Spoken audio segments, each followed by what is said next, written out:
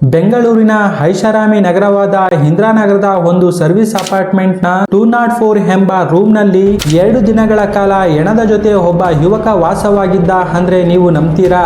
ಒಂದು ದಿನ ಆರಾಮಾಗಿ ಇರೋಣ ಅಂತ ಬಂದಂತಹ ಮಾಯಾ ಎಂಬ ಹುಡುಗಿ ತನ್ನ ಪ್ರಿಯಕರನಿಂದಲೇ ಹೆಣವಾಗಿ ಬಿದ್ದಿದ್ದು ಏಕೆ? ಕೊಲೆ ಮಾಡಿ ಓಡಿ ಹೋಗುವ ಬದಲು ಆತ 48 ಗಂಟೆಗಳ ಕಾಲ ಸತತವಾಗಿ ಆ ಹೆಣದ ಜೊತೆ ಏಕೆ ಇದ್ದ ಗೊತ್ತಾ?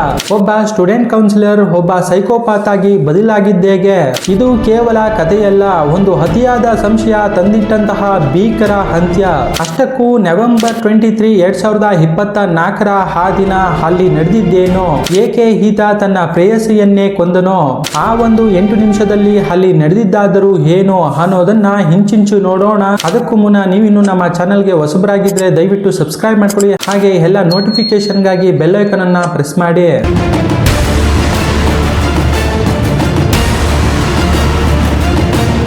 ಅಸ್ಸಾಂ ಮೂಲದ ಮಾಯಾ ಎಂಬ 19 ವರ್ಷದ ಹುಡುಗಿ ಮಾಹಿತಿಗಳ ಪ್ರಕಾರ 2 ರಿಂದ 3 ವರ್ಷಗಳ ಹಿಂದೆ ಅಂದರೆ ಮೇಬಿ 2020 ರಿಂದ 2021 ನಡುವೆ ಬೆಂಗಳೂರಿನ HSR ಲೇಔಟ್ಗೆ ಅವರ ಅಕ್ಕನ ಮನೆಗೆ ಬಂದು ವಾಸವಾಗಿರುತ್ತಾಳೆ.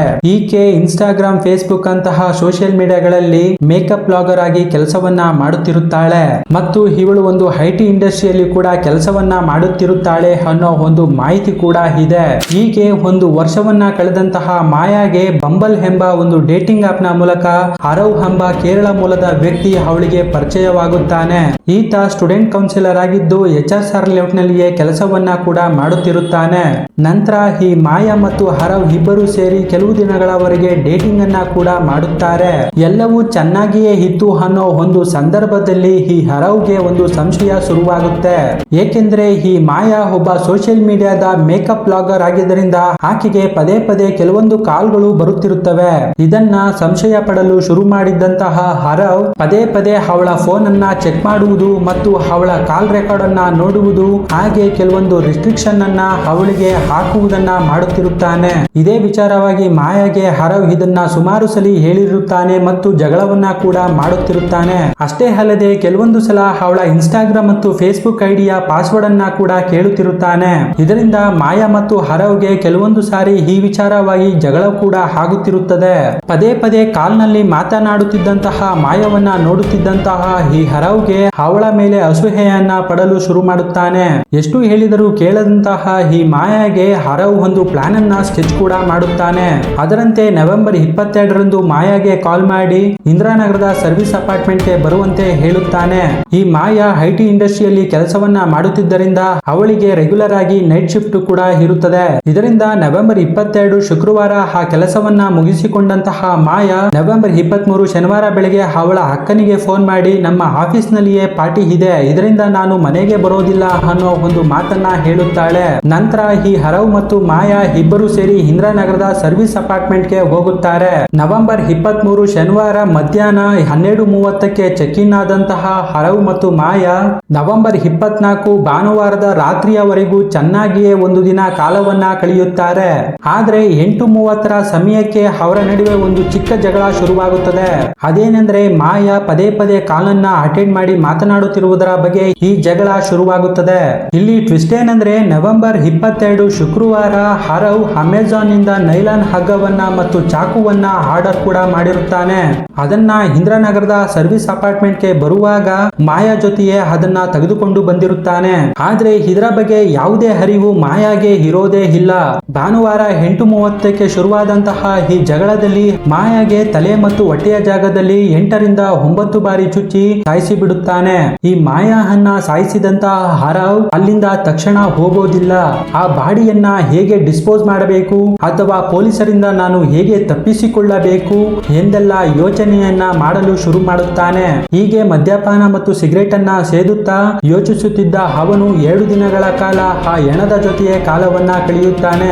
ಹರವ್ ಪೊಲೀಸ್ ಸ್ಟೇಟ್ಮೆಂಟ್ ನಲ್ಲಿ ನಲ್ಲಿ ಹೇಳಿರುವ ಪ್ರಕಾರ ಅವನು ಕೂಡ ಆತ್ಮಹತ್ಯೆಗೆ ಪ್ರಯತ್ನಿಸಿದನು ಎಂಬ ಮಾಹಿತಿ ಕೂಡ ಇದೆ. ಈ ಕಡೆ ತನ್ನ ಪ್ರೇಯಸಿ ಮಾಯಾವನ್ನ ಸಾಯಿಸಿದಂತಹ ಹರವ್ ಈ ಕಡೆ ಸಾಯಲು ಆಗದೆ ಈ ಕಡೆ ಅದನ್ನ ಹೇಗೆ ಡಿಸ್ಪೋಸ್ ಮಾಡಬೇಕು ಎಂದು ಗೊತ್ತಾಗದೆ ಅವನು ತಲೆ ಕೆಡಿಸಿಕೊಂಡು 7 ದಿನಗಳ ಕಾಲ ಅಲ್ಲಿಯೇ ಕಳೆಯುತ್ತಾನೆ.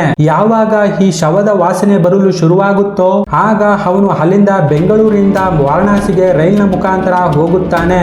ಅಂದ್ರೆ ನವೆಂಬರ್ 23 ಶನಿವಾರ ಮಧ್ಯಾಹ್ನ 12:30ಕ್ಕೆ ಚೆಕ್ ಇನ್ ಆದಂತಹ ಇಬ್ಬರು ನವೆಂಬರ್ 26 ಮಂಗಳವಾರ ಬೆಳಗ್ಗೆ 8:19ಕ್ಕೆ ಅವನು ಅಲ್ಲಿಂದ ಜಾಗವನ್ನ ಖಾಲಿ ಮಾಡಿರುತ್ತಾನೆ. ಇವನು ಚೆಕ್ಔಟ್ ಆದ ನಂತರ ಆ ಹೋಟೆಲ್ ನ ಸಿಬ್ಬಂದಿ ರೂಮ್ ಅನ್ನ ಕ್ಲೀನ್ ಮಾಡಲು ಹೋದಾಗ ಆ ದೃಶ್ಯವನ್ನ ನೋಡಿ ಆ ಹೋಟೆಲ್ ನ ಸಿಬ್ಬಂದಿಗಳೇ ದಂಗಾಗಿ ಬಿಡುತ್ತಾರೆ. ತಕ್ಷಣವೇ ಹೋಟೆಲ್ ನ ಎಲ್ಲಾ ಸಿಬ್ಬಂದಿಗಳು ಸೇರಿ ಇಂದಿರಾನಗರದ ಪೊಲೀಸ್ ಸ್ಟೇಷನ್ಗೆ ಒಂದು ಕರೆಯನ್ನ ಕೂಡ ಮಾಡುತ್ತಾರೆ. ನಂತರ ಆ ಸ್ಥಳಕ್ಕೆ ಬಂದಂತಹ ಇಂದಿರಾನಗರ ಪೊಲೀಸರು ಪ್ರಥಮ ಹಂತದ ತನಿಖೆಯನ್ನ ಮಾಡಲು ಶುರು ಮಾಡುತ್ತಾರೆ. ಅಷ್ಟರಲ್ಲಿಯೇ ಇವನು ವಾರಣಾಸಿಗೆ ಹೋಗಿರುವುದು ಇಂದಿರಾನಗರದ ಪೊಲೀಸರಿಗೆ ಗೊತ್ತಾಗುತ್ತದೆ. ಈ ಹರವ್ನ ಡಿಜಿಟಲ್ ಪ್ರಿಂಟ್ ಅನ್ನೇ ಟ್ರ್ಯಾಕ್ ಮಾಡುತ್ತಿದ್ದಂತಹ ಇಂದಿರಾನಗರ ಪೊಲೀಸರು ಅವನು ವಾರಣಾಸಿಯಿಂದ ಬೆಂಗಳೂರಿಗೆ ಬರುವುದನ್ನ ಟ್ರ್ಯಾಕ್ ಕೂಡ ಮಾಡುತ್ತಾರೆ. ಇದರಿಂದ ರೈಲ್ವೆ ಸ್ಟೇಷನ್ ನಲ್ಲಿ ಇಂದಿರಾನಗರ ಪೊಲೀಸರು ಈ ಹರವ್ನ ಹಿಡಿಯಲು ಯಶಸ್ವಿಯಾಗುತ್ತಾರೆ. ನಂತರ ಪೊಲೀಸ್ ವಿಚಾರಣೆಯನ್ನ ಮಾಡಿದಾಗ ಅವನು ಎಲ್ಲ ಸತ್ಯವನ್ನ ಬಾಯಿ ಬಿಡುತ್ತಾನೆ. ಈ ಹರವ್ ಪೊಲೀಸ್ ಸ್ಟೇಟ್ಮೆಂಟ್ ನಲ್ಲಿ ಹೇಳಿರುವ ಪ್ರಕಾರ ಈ ಮಾಯಾ ಪದೇ ಪದೇ ಕೆಲವೊಂದು ಕಾಲ್ಗಳನ್ನ ಅಟೆಂಡ್ ಮಾಡಿ ಗಂಟೆಗಟ್ಟಲೆ ಮಾತನಾಡುತ್ತಿರುತ್ತಾಳೆ. ಇದನ್ನ ನೋಡಲು ಮತ್ತು ತಡೆಯಲು ಅವನಿಗೆ ಸಾಧ್ಯವಾಗುತ್ತಿರೋದಿಲ್ಲ. ಇದರ ವಿಚಾರವಾಗಿ ನಾನು ಅವಳಿಗೆ ಸುಮಾರು ಬಾರಿ ಹೇಳಿದ್ದೇನೆ, ಆದರೆ ಅವಳು ಅದನ್ನ ಕೇಳಲೇ ಇಲ್ಲ. ಇದರಿಂದ ನಾನು ಇಂಥ ಕೃತ್ಯವನ್ನ ನಾನು ಮಾಡಿದೆ ಎಂದು ಈ ಹರವ್ ತನ್ನ ಕ್ರೈಮ್ ಅನ್ನ ಒಪ್ಪಿಕೊಳ್ಳುತ್ತಾನೆ. ಇಲ್ಲಿ ಹರವ್ ಸ್ಟೂಡೆಂಟ್ ಕೌನ್ಸಿಲರ್ ಆಗಿದ್ದು ಅವನ ಮನಸ್ಸನ್ನ ಅವನೇ ಕಂಟ್ರೋಲ್ ಮಾಡಲು ಸಾಧ್ಯವಾಗಲಿಲ್ಲ. ಮತ್ತು ಈ ಕಡೆ ಮಾಯಾ ಬಂಬಲ್ ಎಂಬ ಡೇಟಿಂಗ್ ಆಪ್ ಅನ್ನ ಯೂಸ್ ಮಾಡಿದ್ದರಿಂದ ಅವಳ ಪ್ರಾಣವೇ ಹೋಗುತ್ತದೆ. ಈ ಇಬ್ಬರ ಕನಸು ದೊಡ್ಡದಾಗಿತ್ತು, ಆದರೆ ಒಂದು ಅತಿಯಾದ ಸಂಶಯದಿಂದ ಈ ಇಬ್ಬರ ಬಾಳು ಹಾಳಾಯಿತು ಎಂದರೆ ತಪ್ಪಾಗೋದಿಲ್ಲ. ಅತಿಯಾದ ಪ್ರೀತಿ ಒಂದು ಸಂಶಯವಾಗಿ ಬದಲಾದಾಗ ಇಂತಹ ದುರಂತಗಳು ನಡೆಯುತ್ತವೆ ಅನ್ನೋದಕ್ಕೆ ಈ ಕೇಸೇ ಒಂದು ನೈಜ ಸಾಕ್ಷಿ. ವೀಕ್ಷಕರೇ, ಇದಿಷ್ಟು ಇಂದಿರಾನಗರದ ಮಾಯಾ ಮರ್ಡರ್ ಕೇಸ್ ಆಗಿತ್ತು ಅಂತ ಹೇಳ್ತಾ ಈ ಕೇಸ್ನ ಬಗ್ಗೆ ನಿಮ್ಗೆ ಏನಿಸ್ತು ಅನ್ನೋದನ್ನ ಕಮೆಂಟ್ ಬಾಕ್ಸ್ ನಲ್ಲಿ ಕಮೆಂಟ್ ಮಾಡಿ ತಿಳಿಸಿ. ಹಾಗೆ ಇದೇ ತರದ ಮೋರ್ ಕಂಟೆಂಟ್ ಗಾಗಿ ನಮ್ಮ ಪೇಜ್ ನ ಫಾಲೋ ಮಾಡಿ.